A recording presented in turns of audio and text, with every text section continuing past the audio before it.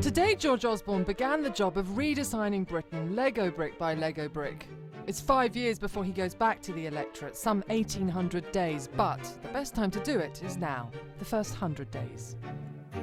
Today, George Osborne began the job of creating new model Conservative voters. With this shock move towards a living wage, traditionally left-wing territory, it allowed him permission to cut back tax credits, in the words of one senior Tory, to begin to dismantle Gordon Brown's welfare state. Many Conservatives have long felt that the Labour Party effectively bought the votes of people out there who needed tax credits to top up their pay. Now, in future years, Tories hope that many voters out there are just as dependent on them. This new Tory MP was once a nurse. Many of her former colleagues will be affected by the reduction in tax credits, but she's over the moon at today's move.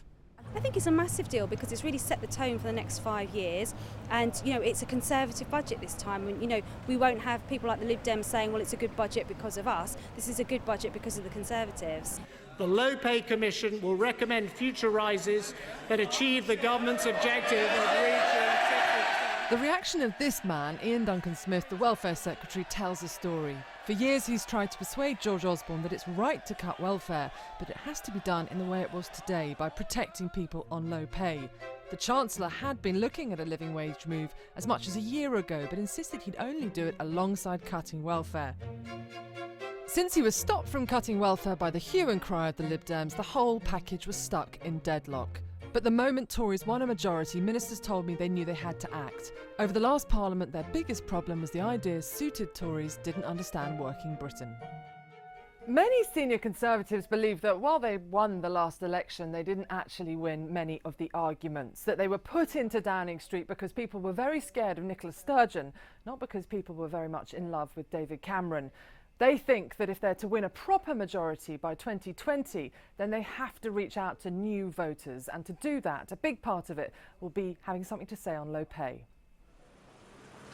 Most post-election budgets are painful exercises. Giveaways normally come later in the electoral cycle. That this post-election budget brings some good news on low pay reflects a different approach by the Conservatives.